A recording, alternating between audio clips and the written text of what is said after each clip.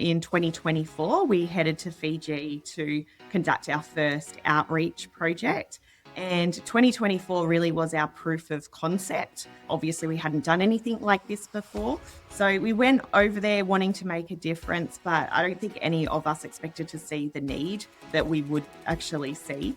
And we met people, of course, that had gone their whole lives without having any access to eye care. So that means they'd never had any sort of eye exam, no vision screening, no sort of eye test. We met children that were struggling at school simply just because they couldn't see properly, they couldn't see the blackboard. Welcome to The Focused View, the podcast for eye care professionals across Australia. In each episode, we bring together leaders from optometry, optical dispensing, and business to share insights, practical strategies, and the latest developments shaping independent practice today. I'm your host, Michael Nasser, and together we'll explore how innovation, collaboration, and smart business thinking can drive growth, enhance patient care, and strengthen the future of independent optometry.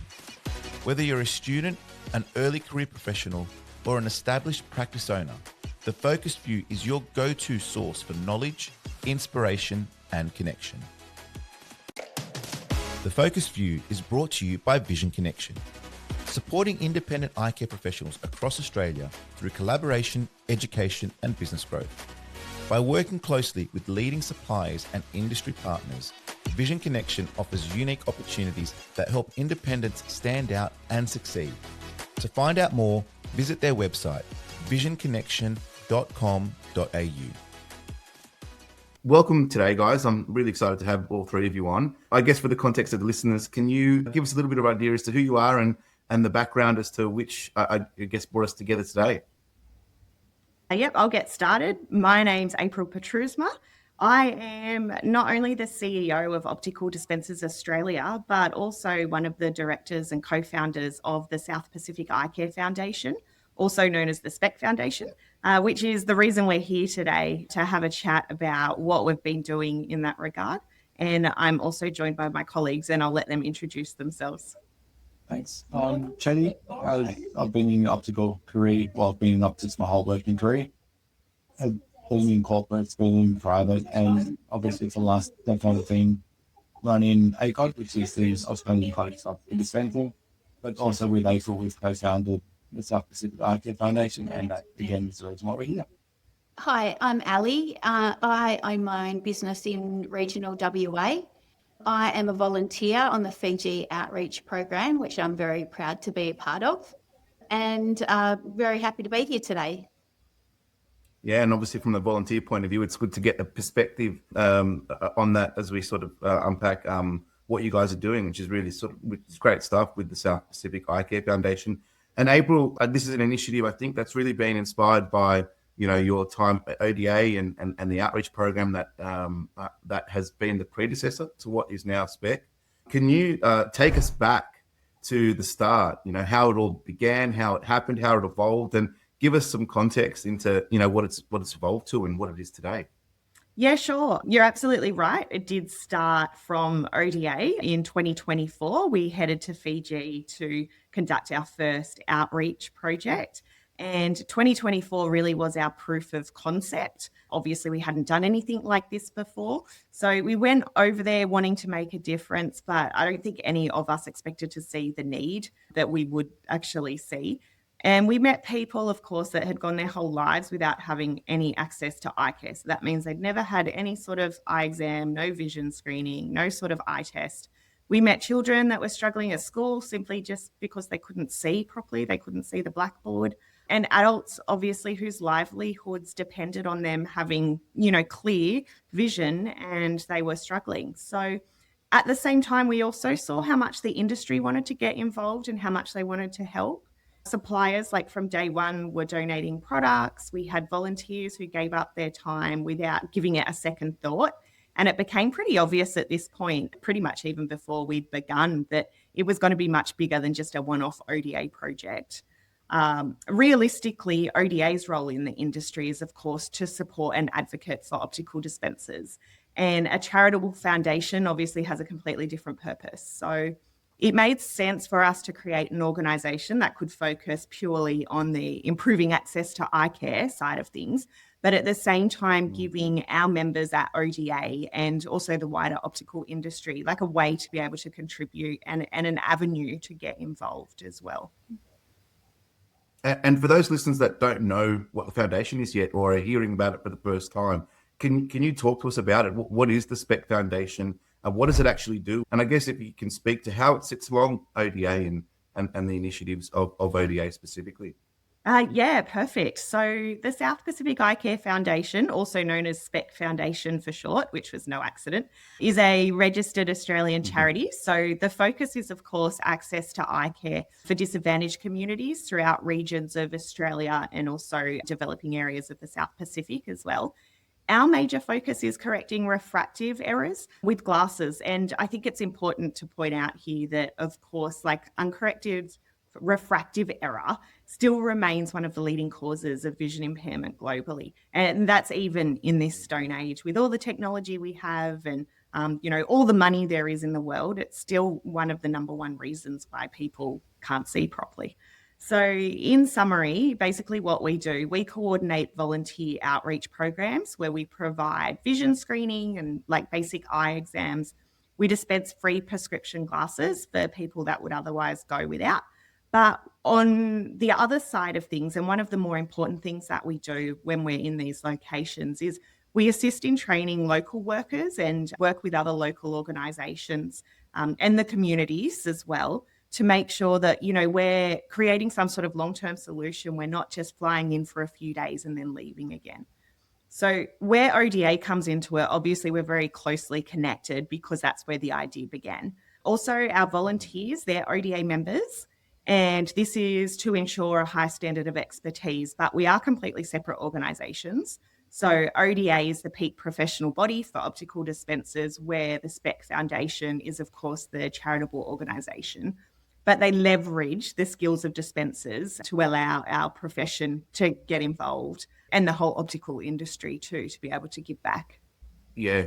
And you speak to one of those really, I guess, one of the positive parts of our industry, where we have a healthcare component and of all sort of the senses that we address or, the health component that is, it's vision, and it's so important. And so to be able to contribute in a way like this, I can imagine how meaningful it is when you're over there and you see the difference that you make in the product that we obviously end up dispensing and selling ultimately, but in this instance, providing from a charity point of view. So to be able to couple that together, I think is really powerful, and really looking forward to learning more about that today and speaking to it. But if we sort of take it back to 2024, I mean, you said that that's when it started, and you could see that it was going to be bigger than, what it is then and there. How has that developed over the time, and how have you seen it evolve? And I guess what surprised you the most from when you started it, from the idea to now having it in reality being, something as meaningful as it is? Yes, that's a great question, because honestly, I think what surprised, not only me the most, but also, all our volunteers and anyone that's been involved. It wasn't necessarily the demand, because we knew that existed. The biggest surprise of all was how quickly people across the industry got behind it and wanted to be involved and wanted to help. So we had volunteers that instantly wanted to come back again after the first trip, or even after the first day while they were still there. They were already talking about, can we do this again next year? And then we had suppliers, of course, donating products and practices reaching out, asking how they could help. But really, like when you're building something new, it can be quite nerve-wracking. You always wonder whether people are going to believe in the vision. And seeing that level of support so early, it's really what confirmed for us that this was something that our industry had been waiting for. And don't get me wrong, like we definitely aren't the first charity doing this kind of work. But what makes us different is that our projects are, run and facilitated by dispensers, and we're founded by dispensers as well. So the concept here is to leverage the skills of dispensers to be able to provide this type of service and make an impact. And you mentioned that, this isn't the first. There are initiatives that exist within the industry. What comes to mind for me is the major corporates and I guess some of the initiatives that they have. But what was that opportunity that you saw? And I guess, looking at it from my perspective, there hasn't really been an equivalent on-ramp for independents and smaller suppliers specifically to get involved? And was that something that you identified? And if you can speak more to that evolution of how you really wanted to distinguish yourself from the other initiatives that I guess exist within the industry. Yeah, sure. I mean, even being a dispenser myself, I have worked in both corporate and independent practice too. And personally, like I was never presented with an opportunity to do something like this. There are opportunities out there, but you need to know, the right place to look, or you need to be connected with the right people. So the larger corporates, they usually have the means and the resources to run their own charitable programs, which is, fantastic. It's needed. But independents, they don't really have that same access and the same opportunity.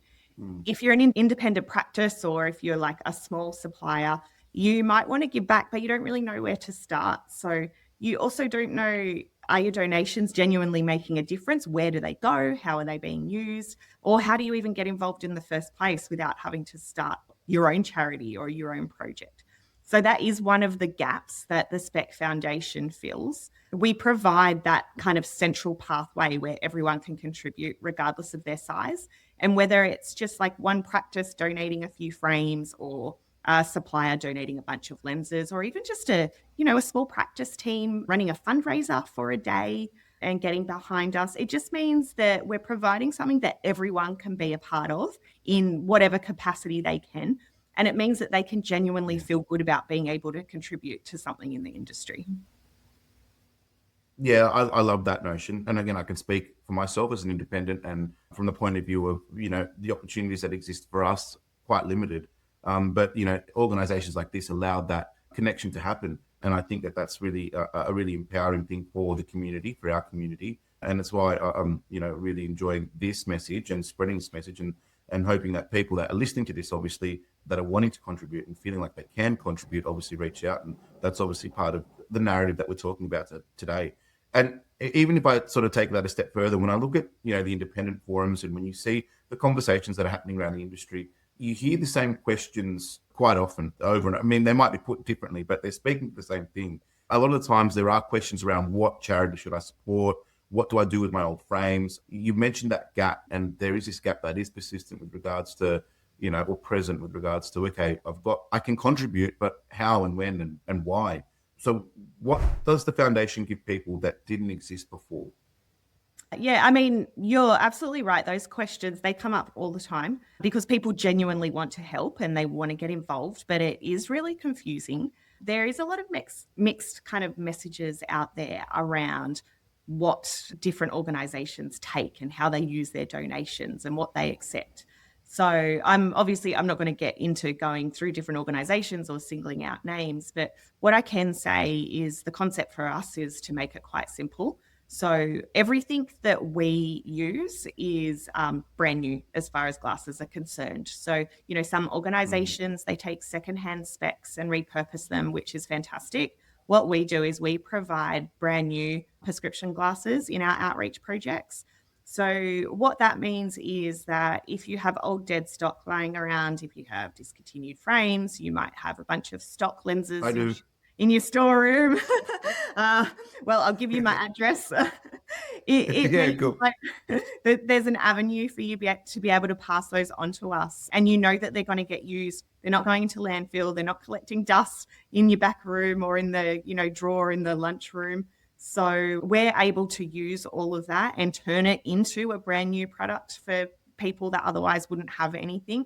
But I think just to clarify here, it's also not just about us collecting products. So it's about creating a really trusted pathway. So people are knowing where their donations are going and how they're being used, whether that's, a financial donation or a product or giving time. It's about directly helping people rather than funneling through different channels and kind of not really knowing where it ends up or what's happening with it.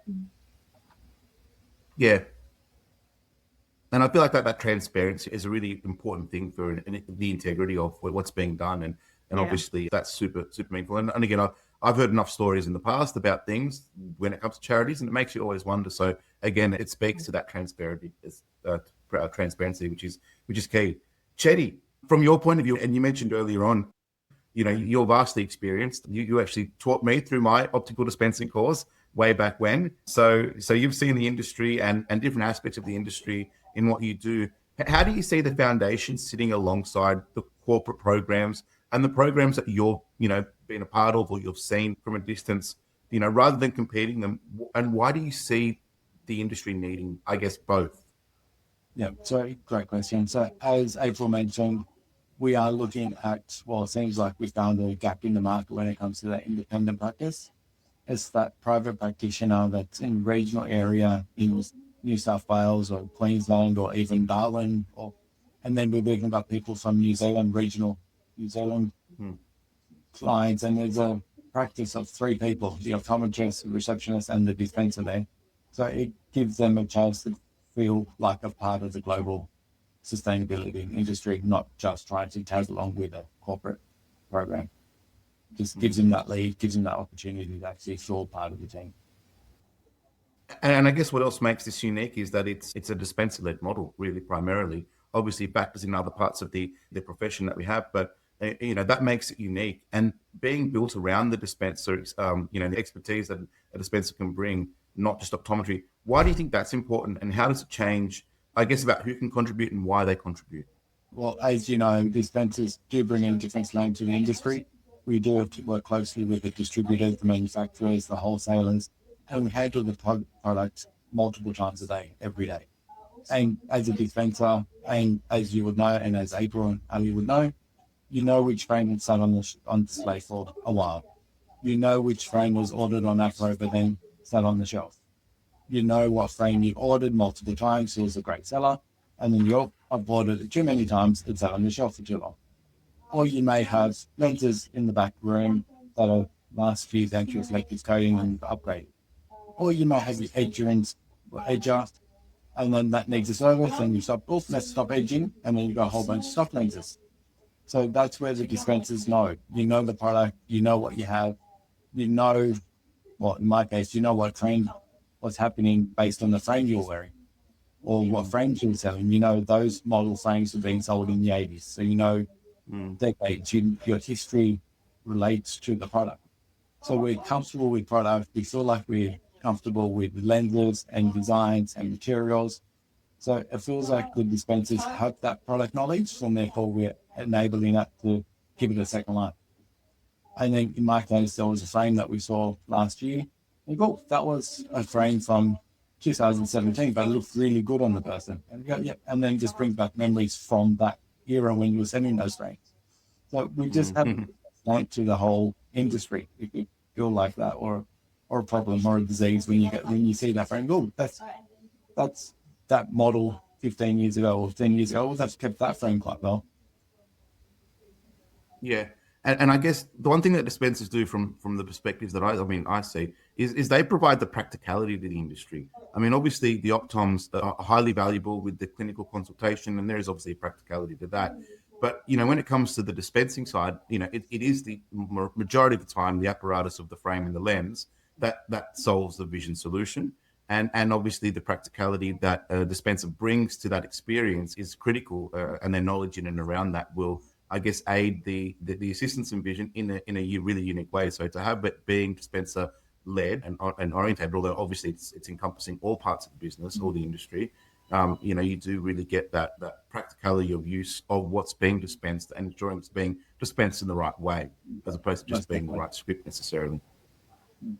April, got another question for you. For dispensers, and I guess if you reflect back on the dispensers that are done to date, and Ali will get to speak to this soon as well, what does it do for dispensers professionally, and what have you observed in the years that you've done it to date, and I guess it's ongoing, with regards to what the opportunity can bring to them compared to others, I guess, or other opportunities that exist in the industry? Yeah, I mean, I guess I won't steal Ali's fire and give away too much, but I think it's one of the most rewarding professional experiences that someone can have. And do you know what? Not even just from a professional perspective, also just from a life experience as well. Any of our volunteers, including myself, I'm of course one of them as well, can contest to that it's just once in a lifetime experience and something that you will carry with you always. So you work alongside optometrists, optical dispensers in really challenging environments sometimes. So this is where you really have to rely on your optical knowledge and your problem-solving skills and your adaptability. Things don't always go to plan too. So you need to be able to, just switch over and make decisions very quickly. So it puts you in a very different environment, which kind of changes the way that you think, even when you get back home. It reminds you that your profession really matters. So you're not just fitting glasses. You can literally change someone's whole life, their education, their employment, their independence, just with something as simple as a pair of glasses. And most dispensers, they go home with like a renewed confidence and new skills and a whole different appreciation for what they do every day. But for me, I think one of the most important parts of it, and what really sets this experience apart from probably anything else you do within the profession, is the beautiful friendships that you make.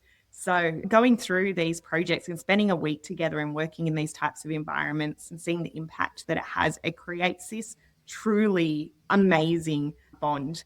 And it really warms my heart when I get messages from past volunteers where they'll send through in our group chats, selfies where one volunteer has gone to another state or across the ditch to go and meet up with another volunteer just because they, want to go on a little holiday or road trip together, or they're meeting for dinner because they happened to be interstate. And it's beautiful. Like, these create really lifelong friendships through these bonds. And that's something that's, quite unique. And a term that comes to me straight away is, professional development. And we're led to think that professional development is all about, CPD points and learning new, product information and materials and indexes and all that sort of stuff. But professional development is about individuals as a whole. And I feel like this would just, add a whole nother dimension to the way you think about the profession, the way you carry yourself as a professional, what we do. And like you said, you can bring those skills back and what you learn from other people too, because I'm assuming you're in and around other dispensers and other professionals, and you get to speak to them about how they do things and why they do things. So, although that might not necessarily be a CPD attribution, it's just an awesome experience holistically as a professional, and then to contribute to the purpose. And I feel like that's why you get that deeper connection, and you can build those, I guess, friendships, because you're all there for the same cause. And it's when things are purpose-led, it obviously becomes a lot more inspirational and motivational. So I think it's really empowering to be a part of something like that. Chedy, if we look beyond, and I guess Fiji is really the highlight at the current moment, and maybe there's more that we're not really privy to at the moment, but do you have other communities across Australia, across the South Pacific, that have been approaching you for help? Do you see this developing, and how do you see this developing with regards to other areas that the foundation can provide assistance with? Because I can imagine it's numerous. Oh, it's huge. We just launched SPEC Foundation. We're getting multiple correspondences from around Australia and the South Pacific. We're managing, we're sorting, we're streamlining our systems to expand, to get bigger, to help anyone at need. We've had correspondence and detailed discussions already with Samoa, for example, and even the islands off from Fiji. So there is talk, there is need. So we just want to streamline the system. We are streamlining the system so we can actually just support as many people as we can. Yeah. And again, like I said, I feel like, especially around us, when you travel to Fiji, and a lot of us do for holiday purposes, we obviously only privy to, the holiday features. But if you step out into the actual community, it's a very different feeling. And I would imagine that, there are a lot of communities around that, especially in the South Pacific and around rural Australia, probably for that matter. And so I think this is an awesome vehicle that can help address that. So, Allyson, let's talk about the volunteer experience. I really think that, having you on board today and to be able to speak about, I guess, your experiences with it and how you've viewed it as a volunteer, the other team leader for the volunteer, for the Foundation's volunteer team. So congratulations on that. But take us inside the journey from your point of view and inside Fiji Outreach. What does it look like? What does a team do from a day-to-day point of view? And what kind of impact are you seeing? So our day usually starts the day before. We have a team dinner and a briefing about what time we'll be starting in the morning. Some days the road trips are really long. We travel by minibus. It can be a couple of hours drive there and back. So we usually attend schools. When we rock up to the schools, there's usually lots of little kids, smiling faces running around, peeking around corners and laughing. So once we get to the location, we generally split up into teams. So someone will be doing colour vision testing, distance vision, near vision, dispensing, and the optometrist will set up in a space as well. On the first year, we made a pact that we wouldn't turn anybody away. So we don't leave until the very last person is seen, which sometimes will make for some really long days. But that was just a pact that we made with everybody that we would do that. Like April was saying, some of the conditions are pretty trying as well. There's some makeshift shelters. Sometimes there was no electricity. Yeah, so pretty trying, but very challenging. And I guess if you reflect back on the experience, because you've been to a couple of them, or if not all of them, Yeah, if I'm not mistaken, to all of them, right? So can you talk to me about a moment that stayed with you? I mean, from the time that you've spent, and I guess what you observed and why that probably means something to you. And I guess in this example, kind of explain to people what you wish that they could see more of with regards to the work that this actually does and the meaning that it has for the communities that you serve. I think the biggest thing is that the Fijian people are very religious. And for some people, they've never had an eye test in their lives. So to be able to read their Bible is really important. And some people just can't even see it. So, just getting somebody a simple pair of reading glasses is really life-changing for them. And is there a moment that sticks out for you when you look back on, like, if you were to think about Fiji, is there a snapshot or is there a thought, or is there anything specific that comes to mind? Absolutely. So last year we had a gentleman who couldn't attend our clinic. Somebody told us that he was bedridden, he was an amputee, he needed glasses, but he couldn't attend our clinic. So at the end of the day, 2 busloads of people, one lot went back to our accommodation and one went along through the sugarcane fields and attended to this gentleman in his home. After dark, he had no electricity. They had to do the eye test by phone torch, and he had already lost one eye due to high pressures. So to be able to go and do that is really, really amazing. Yeah, and I guess for practice owners or team members that, of a practice that want to get involved, I mean, you've got an independent practice yourself in rural WA, and obviously you believe in it. I know your team members, I think, are partaking this year. So if you're speaking to a practice owner or if you're speaking to team members within a practice who want to get involved, what kind of commitment, does it involve? And I guess what value, will you see it bringing back to their team? So we've got a pretty unique situation this year. We had a volunteer from a practice last year, and the practice owner is actually attending this year. So I've actually reached out to them on their behalf, and I'd just like to let you know from both of their points of view what it's brought for both of them. So Madison Wilden, she was last year's volunteer, and this, in her words, she says, by removing the retail setting of dispensing, I was able to solely focus on patient care, communication, and develop my manual dispensing skills, as well as challenging myself and growing in confidence professionally and personally. A few areas that she took away from the program was it reinforced her value and worth as an optical dispenser. She has progressed in her career by equipping her with new opportunities not provided in a retail setting. It has improved her communication skills across language and cultural barriers, and has built professional relationships and made lifelong friendships. Her boss, Wayne, totally agrees with Maddie. He noticed a significant difference in her confidence and self-assurance. He said it was great to see the excitement for the occupation and industry upon return that flowed over to the rest of his team members. Wayne also says, from a business owner's perspective, ODA and SPEC Foundation are boosting our industry by elevating the professionalism of qualified optical dispensers, both locally and internationally. The outreach program and experience where participants can use their knowledge and skills in an environment that offers a different appreciation and motivation to that experience in our normal roles in store. So I think from both of them, it really has made such a difference in totally different perspectives in the store and in their lives.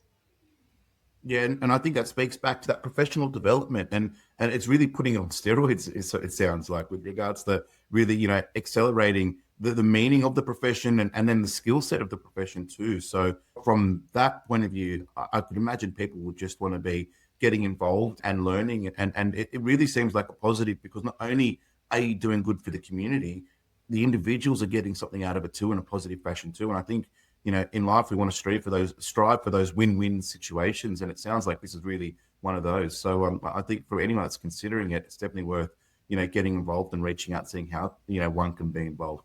Thanks, Ally. Chedy, if we go back to how people can be involved specifically, and again, we can speak about the product, but I know that it can just be more than frame and lenses. Can you walk us through how people can contribute to the foundation? How can they get involved? What does that look like? And speak to, the contributions that could be made to help you guys in your mission and your vision with this. Yeah, so it's easy, as you say, it's not all about the frames and lenses. We also offer accessories, we also offer cloths, cases, anything else that goes hand in hand with the frames and lenses. We accept those as well. Tools, equipment, anything else like that, we happily accept them. Easy way to do it is as simple as, if you're a part of Hearts or Nods, just send it to SPEC Foundation and it comes to us. If you're not a part of that, our website, specfoundation.org.au, we have our address there. Just post it out to us. We'll accept it. April's been receiving nice boxes and gifts every now and then, so I'll just arrive with a nice donation. Right. So they just arrive and we go, yeah, we're happy. We'll get them ready. We get them sorted and they'll be ready to go for the next outreach program. So it's as easy as that. Just Hearts and Nods, or just send it to us.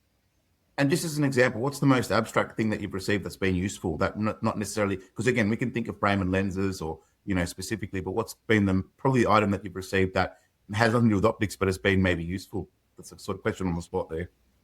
Oh, yeah, we have received, well, the one thing would be straps for kids and like simple cases like that. And then you just, oh, yeah, that's what we need, cloths. And we also, when we do our outreach programs, we also go to the schools, as Ali mentioned. So we also try to share with the school. So we'll have soccer balls, footballs, stationery, pencil cases, pens, anything else, toothbrushes, toothpaste, anything else that could help the community. So even though we are SPEC Foundation, if we're there and we can, we'll help them with toothbrushes and toothpaste. Yeah, and I definitely recommend anyone reach out if they want to be clear on what is, I guess, the sort of, to be sent or not. It's not about sending everything, but reaching out and sort of getting clarification on that. April, beyond product donations, are there other ways independent practices can be involved? If it's not just product related, are there other things, or is that pretty much the crux of what's, what the contributions could be like? No, it's absolutely other ways for sure. It's definitely not all about product donations. And there's so many ways people can be involved. And the good thing is there's kind of, no minimum or no standard as to that level of involvement. So, of course, financial donations are really important because they cover things that people don't necessarily see or think about, like shipping and international freight, transport once we're on the ground, even things down to insurances and web hosting, equipment, consumables, like all the things that we need to have longevity for the foundation and to get their outreach programs off the ground. So businesses can decide to sponsor specific projects, and individuals, whether they're within or outside of the industry, can just make like one-off donations or monthly donations. Also, obviously, volunteers can donate their time, which has already been spoken about a little bit. But even just helping to spread awareness is something that's going to help us, especially at this really early stage. People are just starting to learn that we exist. So telling your mates, telling your colleagues, sharing our Facebook posts or Instagram posts, all that sort of stuff at this stage is really going to help us get off the ground. We also even have countertop cash donation boxes that practices can order too. So they're actually available on the ODA shop website for free, of course. and we'll ship them to you. Some people have elected to use them as a way for patients to thank them if they've done, like, say, a great adjustment or they've had great customer service. Then they have the opportunity to, just pop some loose change or a small note in the donation box on the counter, which has been quite successful too. So there isn't really a minimum, contribution. Every dollar, every product or every bit of time, it helps. And that's what's going to obviously help us to reach more people. Yeah. And one thing you mentioned there was, volunteers are contributing their time. And I wanted to speak to that specifically because from my understanding, volunteering requires ODA membership. So if anyone does want to partake in this as a volunteer, I'm assuming donation is not necessarily the case, but for volunteering, and correct me if I'm wrong, volunteering specifically needs that. Can you talk us through why that gate exists? And I mean, what the aim is with that particular, I guess, rule or requirement? Yeah, for sure. Like, it's for a very good reason. So for us, it's about maintaining professional standards and protecting both, like, the communities that we're serving and also the volunteer teams themselves. So when we're representing Australia and New Zealand overseas, we're also representing the profession. So it's really important that everyone shares the same values and the same commitment to quality care. In my opinion, it's no secret, like, ODA members are members because they care about being part of a community. They want to develop professionally, and they're obviously passionate about their profession. So these are the types of people that make really great volunteers.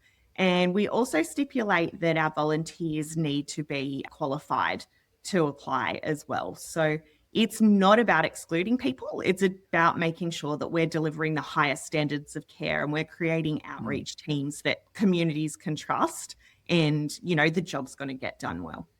Yeah, and I'd say that really is an integrity pillar. So, there is that integrity pillar to it, to make sure that, like we spoke about transparency and ensuring that you're able to understand where things are going. I think it just sort of builds into that ecosystem. So I think that's a great initiative. And if people do want to get involved, obviously, as a volunteer, dispenser and obviously membership are important. If we think about what's next, April, specifically here, what are your goals for the next 12 months? And what does the foundation need, I guess, for the next 12 months? And people that are listening that are wanting to contribute and be involved, I guess, for them specifically, what sort of things, could we be helping you with or assisting you with from that aspect with your goals for the next 12 months? Yeah, I mean, we've got lots of very big goals. We, aim high. We don't do things in halves. So the last 2 years in Fiji have, of course, showed us what's possible, but it's really only just the beginning. So over the next 12 months, we want to expand, like, the scale and the frequency of our outreach programs. We want to be able to start serving communities beyond Fiji as well. So aside from, or similar to what Chedy was saying before, aside from just some of the smaller South Pacific islands, some of the other places that we're, of course, looking at getting involved with now includes, like, regional areas here on home soil in Australia. So that planning is happening in the background at the moment. What we need most to be able to help any of that happen is support.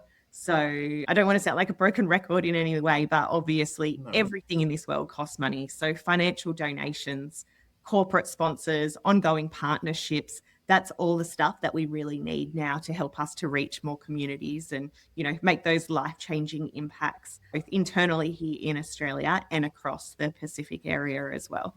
And a recent material development that's taken place, which I think it's a technical sort of thing, but I think it's important we speak to it because, again, it's part of that, integrity and transparency aspect of things when it comes to, charities and the like. Is this, and you please expand on this, the DGR1 status. Can you speak to us and to the community about what does that unlock for the foundation, and what should listeners know about how those changes evolve with regards to, any giving or, support that is provided? Yeah, sure. I guess, like, people hear that term thrown around, no one really knows what it means. So it means that we've been endorsed as a deductible gift recipient. So achieving DGR1 status means, like, it's a huge milestone because donations of $2 or more means that it's tax deductible for Australian taxpayers. So that makes it a lot easier for businesses and individuals to support the foundation, particularly during tax time. I mean, obviously, it means that not only do you get to support a registered charity, but you also get to receive a tax benefit. But I think more importantly, it's not even about that. It gives donors confidence. Obviously, there's a lot of red tape to get to that point. It's not just handed out. Not anyone can just register as a charity and become a deductible gift recipient. So it demonstrates that we've got a high standard of governance and accountability. And it allows, much bigger conversations to be had. And it opens other doorways too. So by having that status and being endorsed in that way means that we're going to have opportunities to apply for grants from like a government level and a state level and those sorts of things moving forward, which is going to be really important for the bigger picture too. Yeah, awesome. And I guess a question to everyone as we start to sort of conclude today's convo, which I've really appreciated.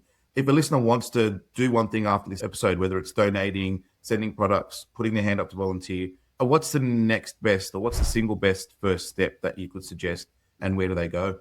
I guess if everyone wants to have a go at that question, April. I'll start. Head to our website.